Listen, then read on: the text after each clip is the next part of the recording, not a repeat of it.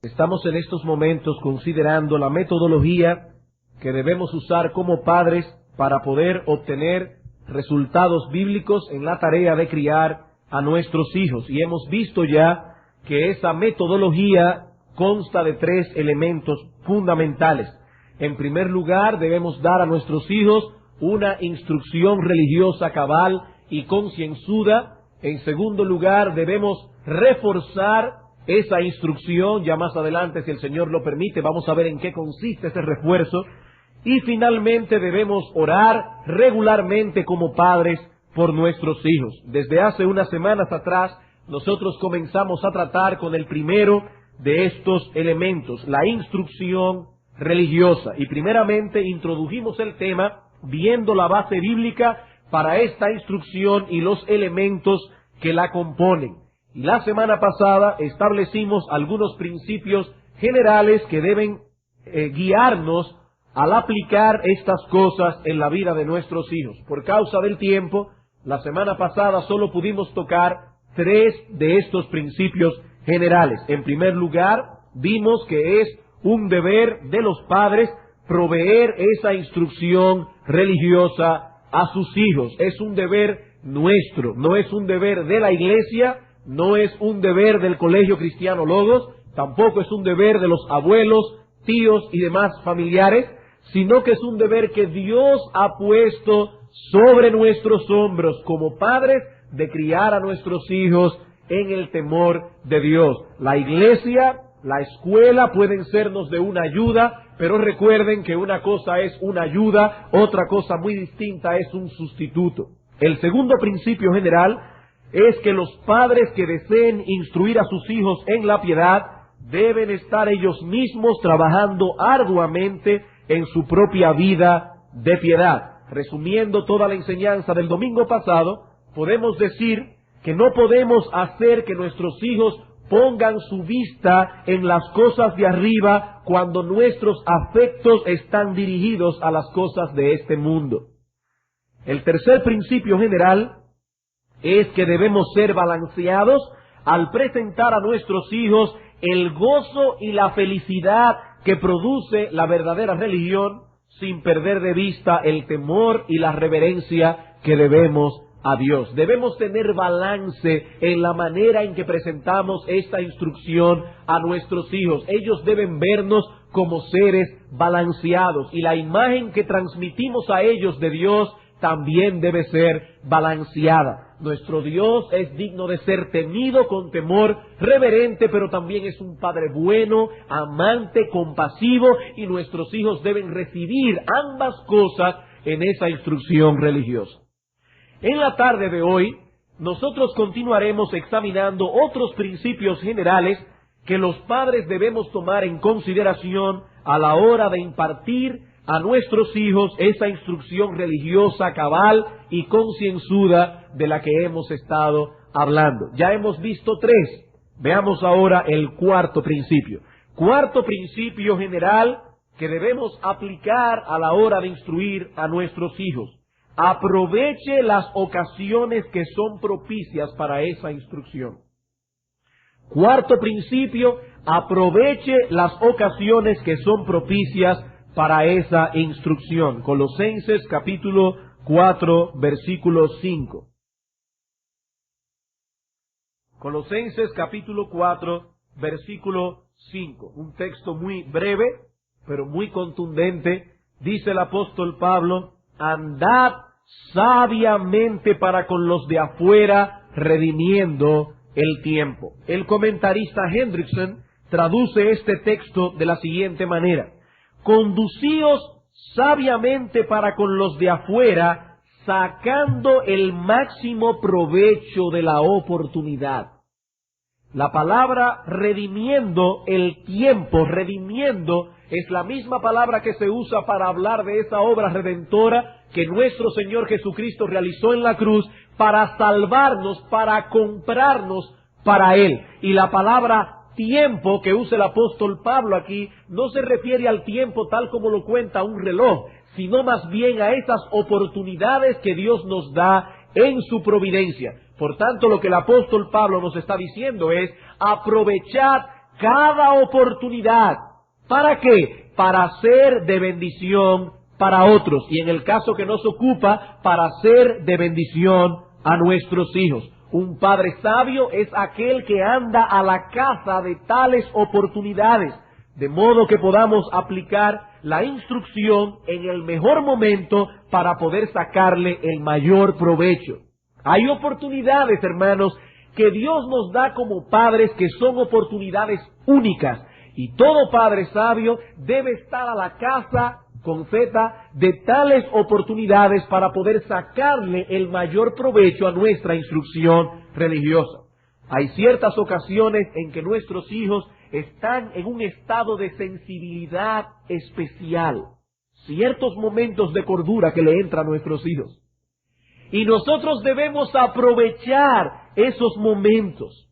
Los vemos con el rostro pensativo y tomando las cosas más en serio que de costumbre. Ese es un buen momento para ir delante del trono de Dios, clamar porque el Señor nos dé sabiduría y en una forma tierna y amorosa acercarnos a nuestros hijos con el propósito de acercarlos a ellos más a Dios.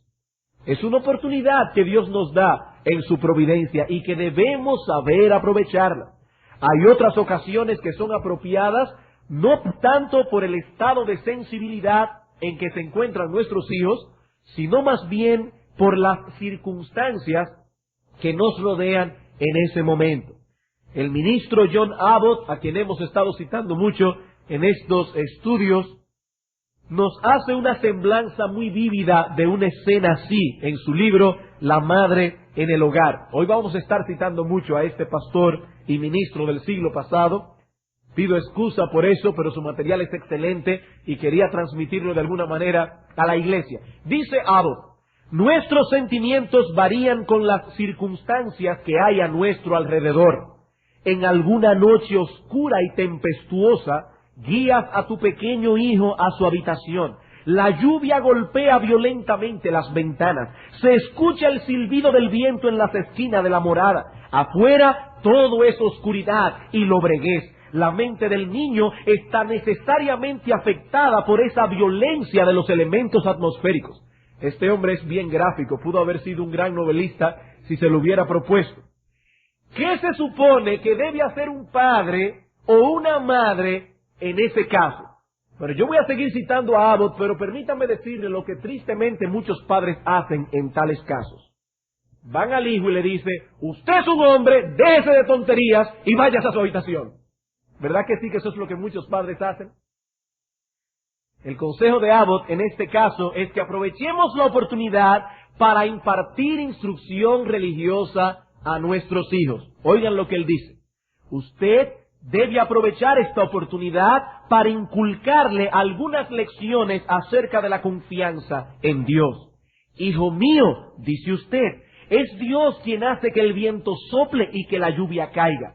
Ni tu padre ni yo podemos hacer que la tormenta se detenga o que aumente su violencia. Si Dios lo deseara, Él podría hacer que el viento sople con tal furia que golpee todas las ventanas y destruya la casa. Pero Dios cuidará de ti, hijo mío, si se lo pides sinceramente. Nadie más puede cuidar de ti. Espero entonces que ores a Dios para que te proteja a ti, a tu padre y a mí en esta noche. Cuando Dios lo ordene, hijo mío, la tormenta cesará, las nubes desaparecerán, todo se calmará y la brillante luna y las parpadeantes estrellas brillarán otra vez. ¿Saben lo que ha hecho ese padre o esa madre? Habrá impartido a su hijo instrucción religiosa en muchos sentidos. Por un lado, habrá infundido en el niño o la niña confianza en Dios. Le habrá enseñado que Dios no es un ser que únicamente se encarga de darnos leyes las cuales debemos obedecer, sino que también es alguien que cuida de sus criaturas, que cuida de nosotros en medio de las adversidades. Pero al mismo tiempo esta madre o este padre habrá instruido a su hijo en el extraordinario poder de nuestro Dios. Usted puede enseñar verbalmente a su hijo en un momento dado que Dios es omnipotente. Y puede decirle que Dios tiene todo el poder que una criatura o que un ser puede poseer. Y quizás esa instrucción verbal cause cierta impresión en la mente infantil y tierna de nuestro niño. Pero enseñar esta lección en medio de una escena tan impresionante como la que Abbott describe en su libro es mucho más impactante y mucho más permanente. Continúa diciendo Abbott: cuando la madre se retire de la habitación y su hijo permanezca solo en la oscuridad, escuchando el rugir del viento, ¿acaso no será su mente expandida con nuevas ideas acerca de la grandeza y el poder de su Hacedor? ¿Acaso no sentirá él que es algo temible ofender a un Dios como ese? Tales pensamientos introducidos en la mente de un niño aumentarán sus capacidades, le darán más madurez, lo guiará a la reflexión y, si Dios lo bendice, promoverá su bendición eterna. De este modo, este incidente pasajero tendrá un efecto mayor que horas de ordinaria conversación religiosa. Una conversación como esa, en medio de una circunstancia como esa, valdrá más que 1000 devocionales familiares. Es a eso que nos referimos, que debemos aprovechar las oportunidades que Dios nos da. Y algo que Abbott no menciona aquí, pero que reviste de gran importancia, es esto: le habrás enseñado a tu hijo también que tomas en cuenta sus inquietudes, que no minimizas sus ansiedades. Y eso, hermanos que me escuchan, es de suprema importancia, no solo para la estabilidad emocional de nuestros hijos al saber que sus padres son compasivos. Esto trasciende más allá. Querrámoslo o no, nuestro trato para con nuestros hijos los influirá en cuanto a la imagen que ellos se forjarán acerca de quién es Dios. Nuestro trato para con nuestros hijos influirá en la manera en que nuestros hijos conciben a Dios. Y nuestro Dios es misericordioso y compasivo. Es un Dios que se compadece de nuestras debilidades y temores. ¿Qué dice el salmista en el Salmo 103, versículos 13 y 14? Como el Padre se compadece de los hijos, se compadece Jehová de los que le temen, porque Él conoce nuestra condición, Él se acuerda de que somos polvo. Hermanos, ¿saben cuántos creyentes tienen que luchar por entender la misericordia y el perdón de Dios en sus vidas? Y todo eso producto de padres intolerantes que no supieron transmitir esos conceptos en su debido momento. Y hoy día se les hace difícil entender que Dios es bueno y perdonador. Hermanos, no repitamos con nuestros hijos el error que muchos de nuestros padres cometieron con nosotros, porque ellos no tenían la luz de la palabra que nosotros sí tenemos. Debemos hacer entender a nuestros hijos, aún a través de nuestra conducta para con ellos, que Dios es bueno, que Dios es compasivo, que Dios es amor, que Dios es toda bondad, que Dios es misericordioso, que ciertamente Él es digno de ser temido, pero que Dios perdona el pecado cuando vamos a Él en arrepentimiento y fe. Así que aprovechemos estas oportunidades que Dios nos brinda providencialmente para instruir a nuestros hijos. Cuando ellos estén enfermos, no solo debemos proveerles la medicina que puede sanar sus cuerpos, sino que también debemos proveerles la instrucción que podría mañana salvar sus almas del infierno. Ambas cosas deben ser provistas a nuestros hijos. Y cuando sanen, enséñeles a ser agradecidos, estimúlelos a dar gracias a Dios por haber dado sabiduría a los médicos y por haber energizado los medicamentos, por haber obrado a través de las medicinas que usted le compró en la farmacia. Es a ese tipo de instrucción religiosa que se refiere el Espíritu Santo en Deuteronomio capítulo 6, versículos 7 y 8 que hemos citado varias veces. Estas palabras que yo te mando hoy estarán sobre tu corazón y las repetirás a tus hijos, no solamente durante el devocional familiar, sino en todas esas oportunidades que Dios te da. Hablarás de ellas estando en tu casa, andando por el camino, al acostarte, cuando te levantes. Pero hay algo implicado en todo esto que no debemos pasar por alto. Para poder aplicar una instrucción religiosa como la que estamos describiendo en estos textos, necesariamente uno de los padres tiene que estar ahí. Para poder hacer todo esto de lo que estamos hablando, necesariamente uno de los padres tiene que estar ahí. Una de las grandes tragedias de la sociedad moderna es precisamente esta. Los hijos están creciendo fuera de la influencia paterna. Los hijos están creciendo solos. Desde que tienen 2 o 3 años y a veces antes, lo envían a un maternal para salir de ellos. El padre y la madre se van a trabajar, los niños llegan de la escuela, algunos comen con sus padres, otros ni siquiera tienen esa dicha. Y luego se quedan solos hasta las 5:30, 6 de la tarde, cuando llegan los padres de trabajar, ambos tan cansados que no tienen ya la frescura necesaria para dar a sus hijos lo mejor de su tiempo.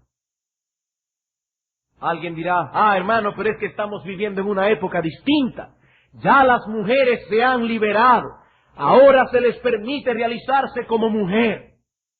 Hermanos y hermanas, eso es un engaño, eso es una falsedad. Los hombres se realizan como hombres cuando cumplen el propósito para el cual Dios los creó. Y lo mismo podemos decir de la mujer.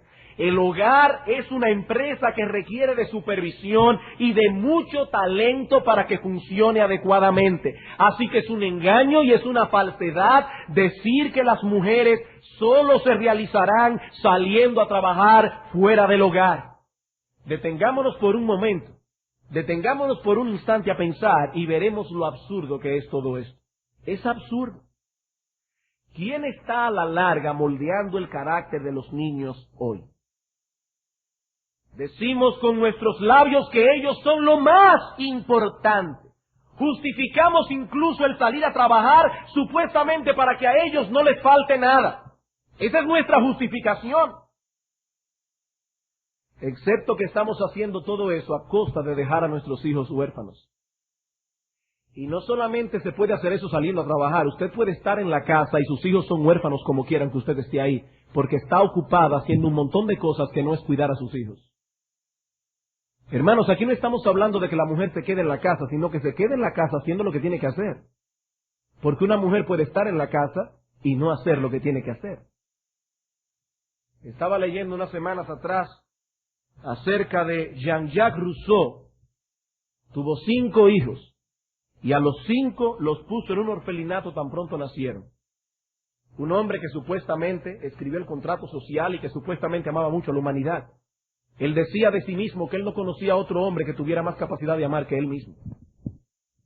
Esos son los hombres que han influenciado el pensamiento moderno, aún a gente que ni siquiera sabe quién fue Rousseau.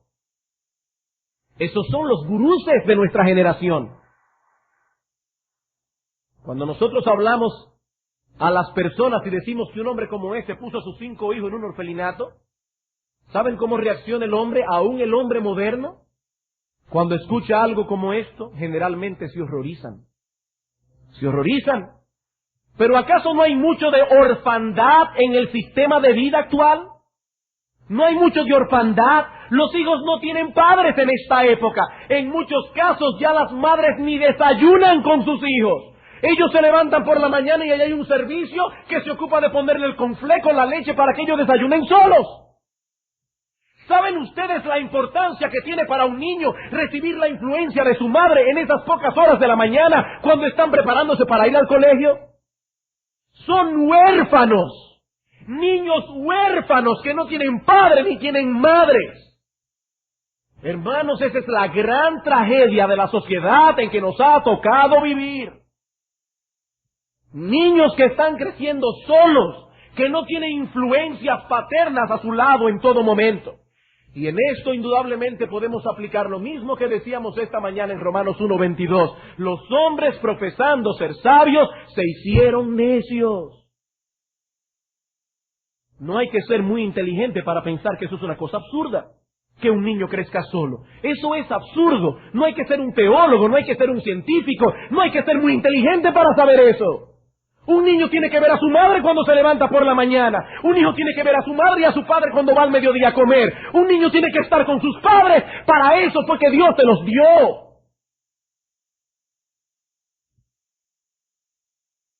El sistema esclavista en que nosotros vivimos, porque es un sistema esclavista en muchos sentidos,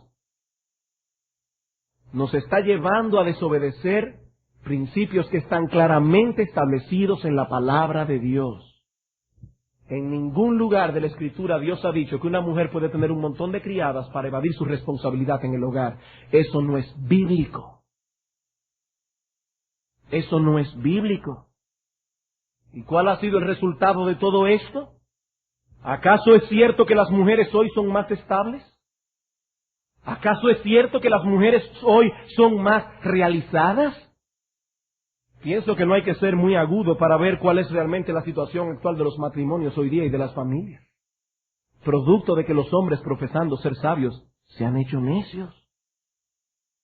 Padres, para instruir a nuestros hijos y moldear su carácter, es necesario que aprovechemos las oportunidades que Dios nos brinda en su providencia, y para poder aprovechar esas oportunidades hay que estar ahí. Esto no se hace por control remoto. Esto no se hace llegando a las 5, a las 6 de la tarde para preguntarle a un servicio qué pasó con el niño. O levantarse a las 9 de la mañana y preguntarle a la criada qué se desayunó el niño. Hermanos, eso no se hace de esa manera. Dios no nos dio a nuestros hijos para eso. Por ello Dios asignó un papel muy definido al hombre y un papel muy definido a la mujer. Y ninguna sociedad del mundo puede funcionar adecuadamente cuando esos papeles son trastornados. ¿Cuál es el lugar que le corresponde a la mujer en todo esto? Una mujer feminista dirá hoy la denigrante tarea de quedarse en su casa. No, no, no. Dios les ha asignado la difícil y honrosa tarea de estar en su casa criando a sus hijos en el temor de Dios y de manteniendo las cosas en orden en su hogar. Tito capítulo 2.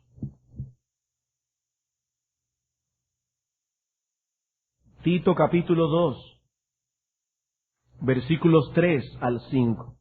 ¿Cuál es el papel que Dios le ha asignado a la mujer?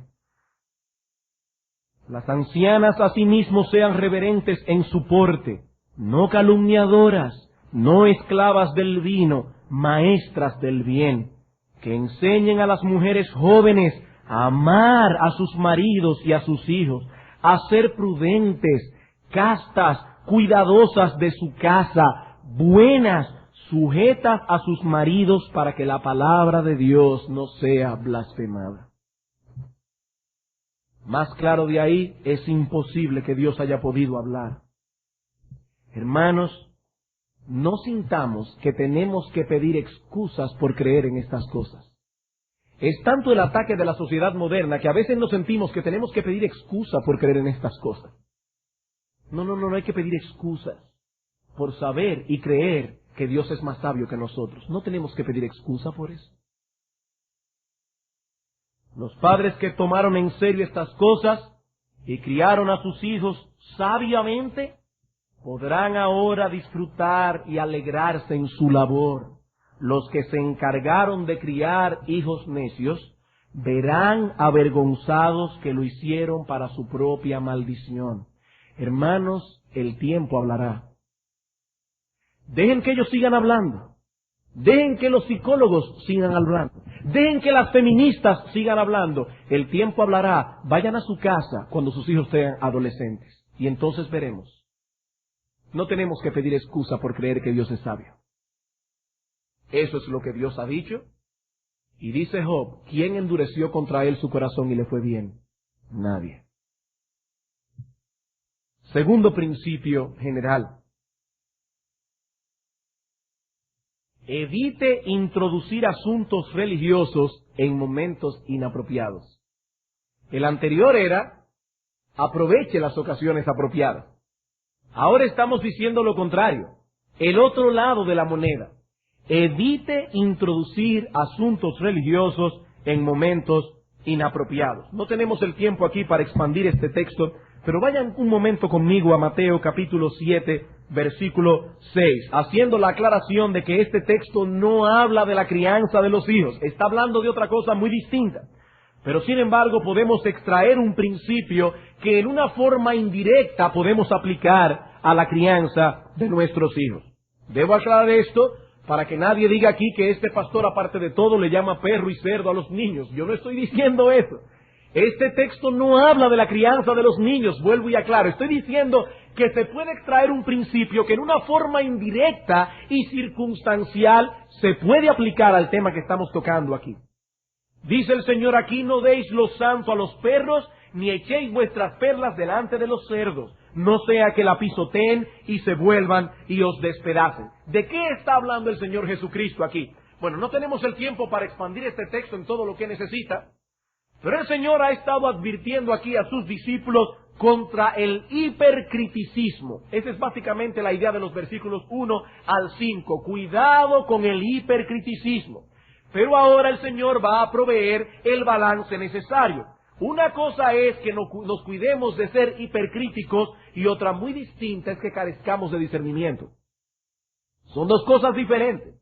El Señor nos ha dado capacidad para juzgar personas y situaciones. De no ser así, no existiría la disciplina eclesiástica. De no ser así, no podríamos amonestarnos unos a otros. De hecho, es el argumento que mucha gente usa cuando la amonestan, porque no quieren ser amonestados. No juzguéis.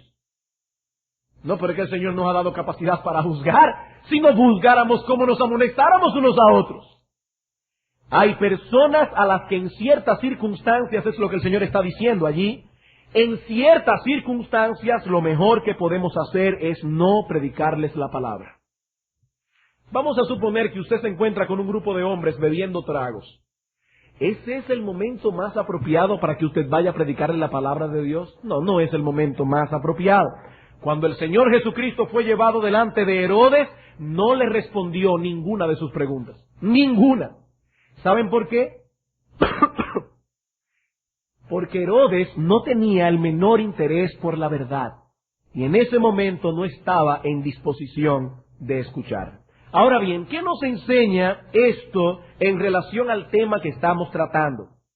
Bueno, podemos extraer un principio y decir que hay ciertas circunstancias en que las instrucciones religiosas se vuelven infructíferas, aún en el caso de nuestros hijos. Por ejemplo, vamos a suponer que hay un problema entre tu hijo y otro de sus hermanitos, y que se han peleado, y que uno de ellos inclusive le dio un golpe a su hermano. Usted toma al transgresor, lo lleva a su habitación y allí lo castiga por el pecado que ha cometido. ¿Qué debemos hacer posterior al castigo? Tal vez lo mejor en ese caso, si el niño vemos que está dolido y está inclusive molesto por lo que ha pasado, tal vez lo mejor es dejarlo solo por un instante para que pueda calmarse y reflexionar, y cuando sus emociones se hayan apaciguado, entonces podemos ir a él, a abrir las Escrituras y mostrarle la maldad que él ha cometido contra Dios, la maldad que él ha cometido contra su hermano, guiarlo a pedir perdón a Dios en oración y también arreglarse con la parte ofendida, es decir, con su hermanito. Lo mismo puede ser en el caso contrario, de una gran emoción placentera. Por ejemplo, supongamos que a nuestro hijo un tío rico le ha regalado una pista de carros, o su abuelo, o quien usted mismo se la regaló, una pista de carritos, y su niño está sumamente entretenido.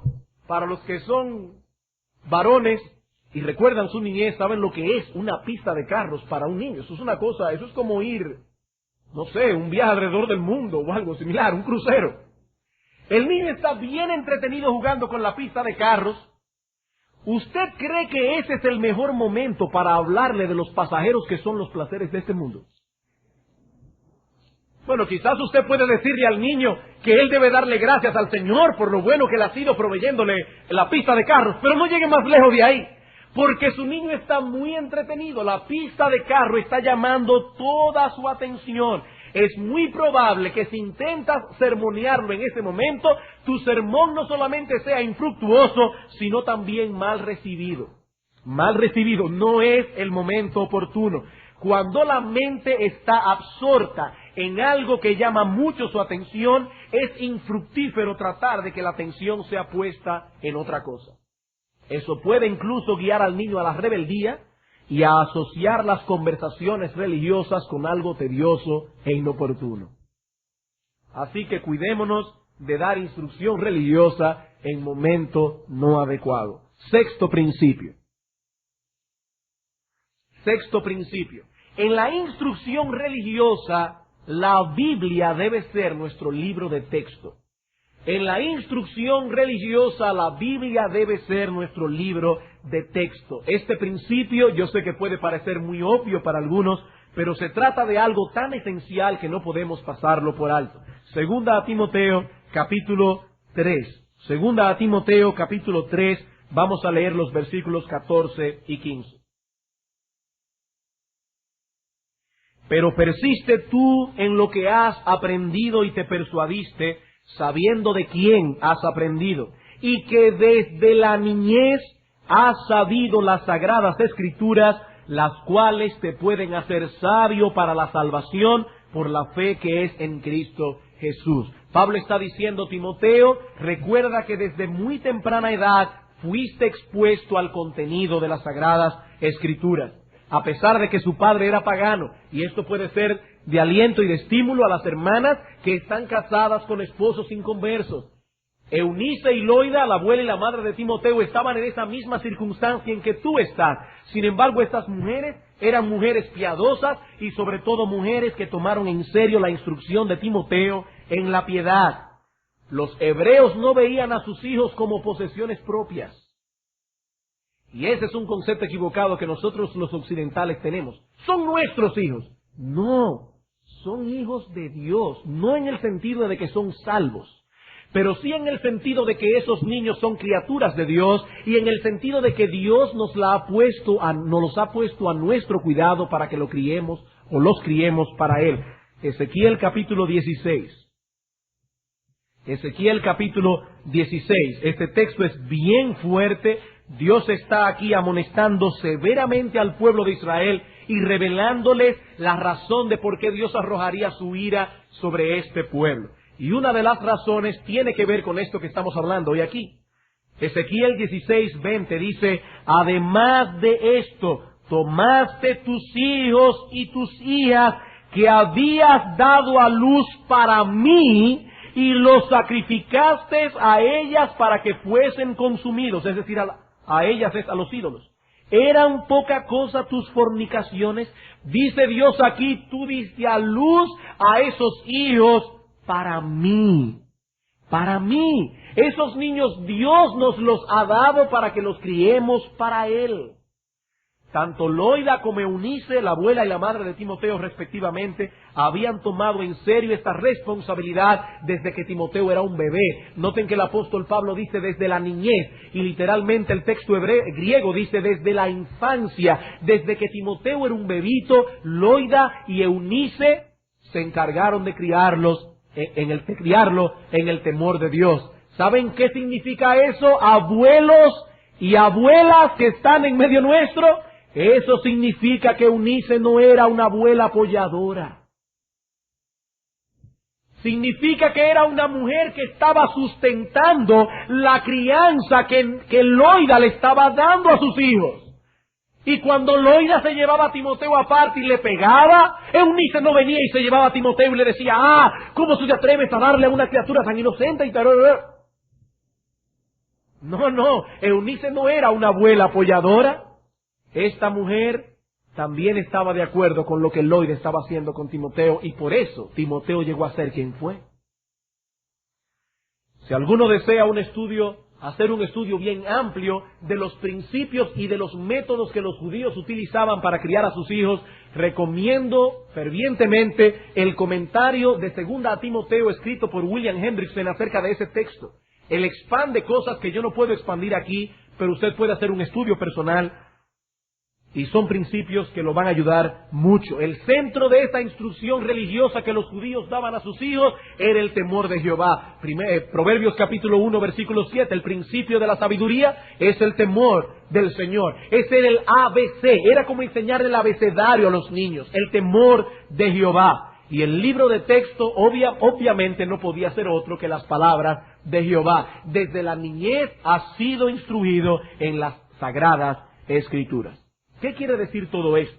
Esto quiere decir, hermanos, que no son nuestros criterios personales los que hemos de inculcar a nuestros hijos desde pequeños, sino los criterios de Dios. Ellos deben saber que Dios ha hablado y que lo que Dios ha hablado tiene que ver directamente con ellos. Los héroes de la Biblia tienen que ser sus héroes. Los principios bíblicos tienen que ser las paredes que determinen el camino por donde ellos deben andar. Padres, a nuestros hijos les gusta que nosotros les contemos historias bíblicas.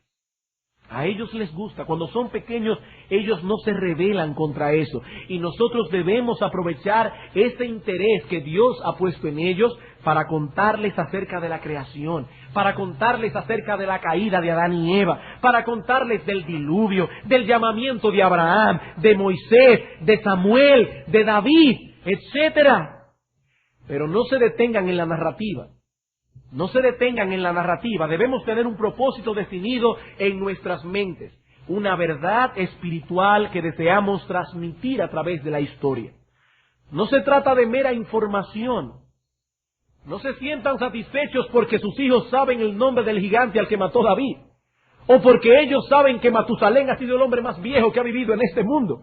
No, eso no es instrucción religiosa. Pablo recuerda a Timoteo que las sagradas escrituras lo hicieron sabio para la salvación. Para la salvación.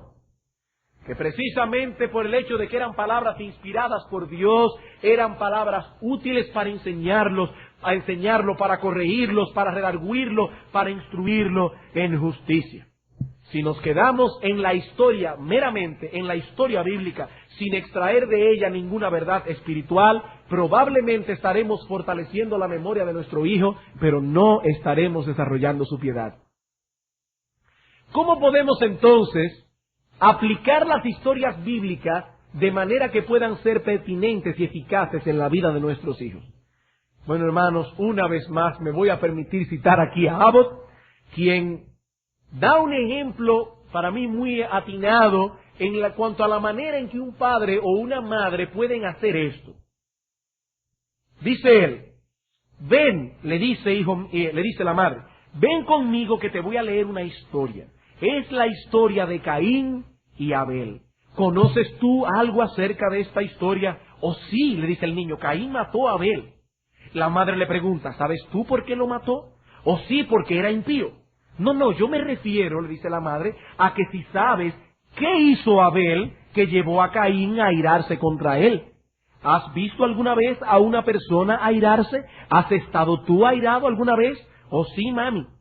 Y yo supongo que hubo alguna causa para ello, le dice la mamá. Ahora te voy a contar la historia, a ver si puedes descubrir qué fue lo que hizo que Caín se airara. Ella abre la escritura y lee que Caín trajo del fruto de la tierra una ofrenda para el Señor. ¿Sabes tú lo que es el fruto de la tierra? No, mami. Significa cualquier cosa que crece de la tierra. Caín era un granjero. Él plantaba semillas y reunía los frutos que crecían de ellas. Y de esos frutos trajo una ofrenda a Dios. Ella sigue leyendo. Y Abel trajo de los primogénitos de sus rebaños. ¿Sabes lo que eso significa? El niño duda. La madre sigue. Abel no cultivaba el fruto de la tierra como Caín. Él tenía un gran rebaño de ovejas y cabras. Y de lo mejor que tenía le trajo una ofrenda al Señor. Como puedes ver, Caín y Abel hicieron casi exactamente lo mismo. Pero nota que Dios no solo toma en cuenta lo que nosotros hacemos, sino también cómo nos sentimos mientras lo hacemos. Si yo te pido que vayas a cerrar la puerta mientras estás ocupado haciendo algo, y tú vas inmediatamente, pero vas malhumorado, eso no fue agradable a Dios. ¿Alguna vez te has sentido malhumorado cuando yo te pido que hagas algo que tú no deseas hacer? El niño responde, sí, algunas veces. Yo supongo, le dice la madre, que Caín no se sintió agradado cuando trajo su ofrenda a Dios y Dios no se agradó de él.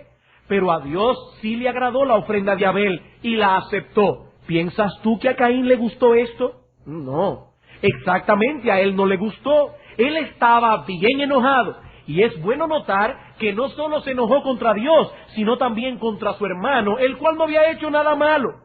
Eso mismo pasa con todos nosotros. Si tú haces algo mal y tu hermanita lo hizo bien, y yo te reprendo a ti, pero alabo a tu hermana, tú eres tentado a sentir ira contra ella, solo por el hecho de que ella ha sido tan feliz cumpliendo con su deber. ¡Cuán pecaminoso es ese sentimiento! Caín, sin embargo, tuvo ese sentimiento, y los niños pequeños lo tienen muy a menudo. Esto se manifiesta de diferentes maneras. Como Caín era un hombre fuerte, pudo levantarse contra su hermano en el campo y matarlo.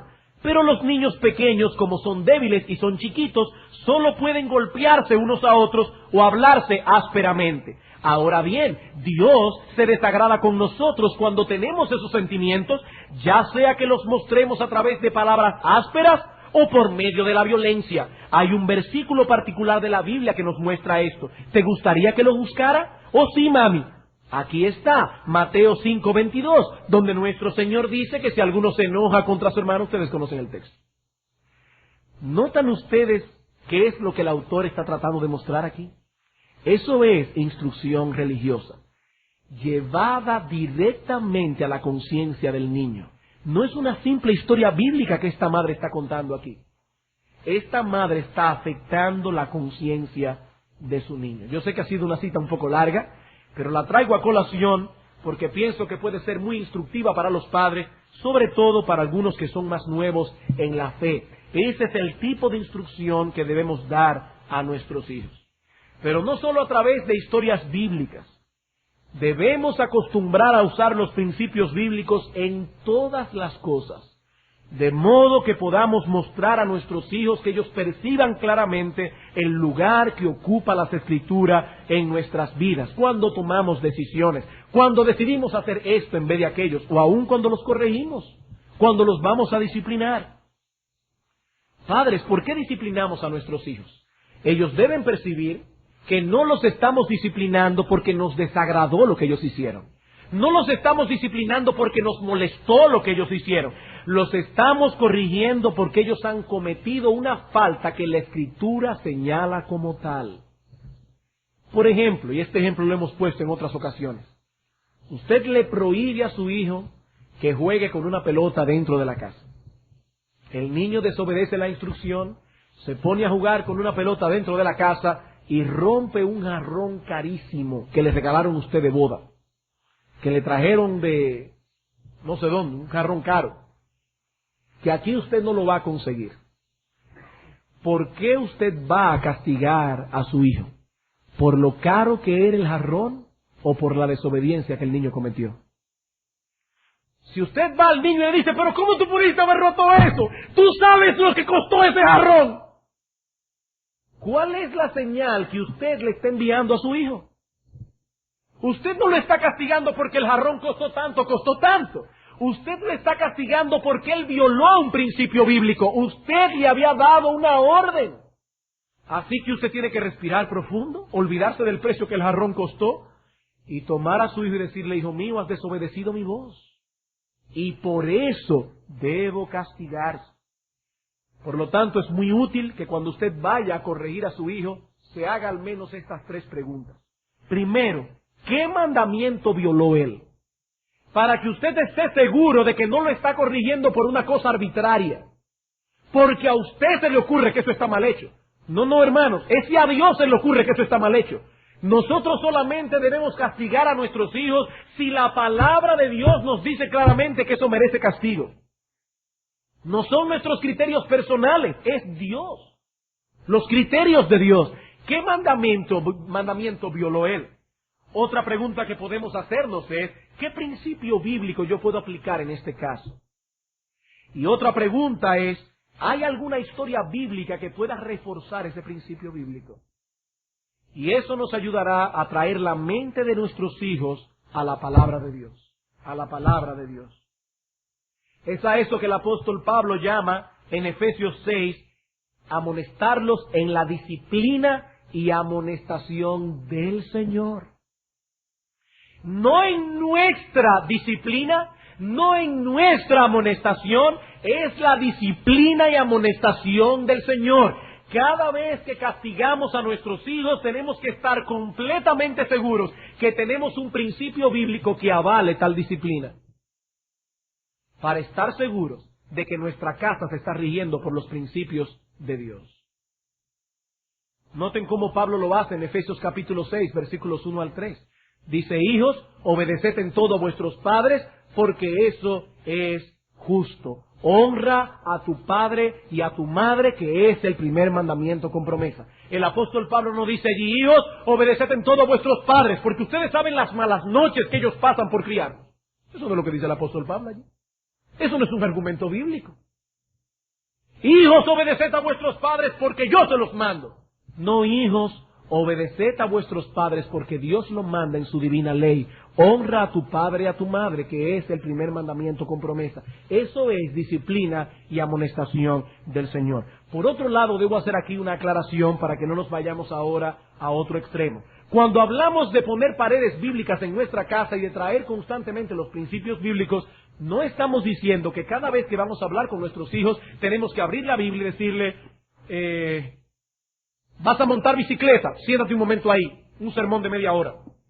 No, hermanos, no es de eso que estamos hablando. No podemos convertirnos en padres sermoneadores. Noten que Deuteronomio capítulo 6, versículo 4 al 5 dice: estas palabras que yo te mando hoy estarán sobre tu corazón. Es decir, los principios bíblicos han moldeado el carácter de ese padre, de tal manera que sin tener que abrir la escritura constantemente, la guianza y la dirección que ese padre da es bíblica. Esa es la idea. Esa es la idea. Bien, hermanos, no tenemos más tiempo para continuar y providencialmente tendremos que esperar unos domingos para retomar esta serie, por lo que ustedes oyeron al principio que se avisó aquí. Pero ya se han enumerado 6 principios muy importantes que debemos tomar en cuenta. En primer lugar, que es un deber de los padres proveer instrucción religiosa a sus hijos. En segundo lugar, que los padres deben esforzarse ellos mismos por su propia piedad. Tercero, que debemos ser balanceados en esa instrucción. Cuarto, que debemos aprovechar las ocasiones que son propicias. Quinto, debemos evitar las ocasiones que no son propicias. Y sexto, la Biblia debe ser nuestro libro de texto. Aún faltan algunos principios, pero aquí ya hay bastante para comenzar. Si no somos fieles en lo poco, tampoco podremos serlo en lo mucho. Así que lo más que podemos hacer después de haber dicho todo esto es que el Señor nos ayude a ser fieles en estas cosas y recordando una vez más que se trata del alma de nuestros hijos y de sus destinos eternos. Y que esto sea algo que nos impulse a poder aplicar estas cosas con diligencia. Vamos a orar.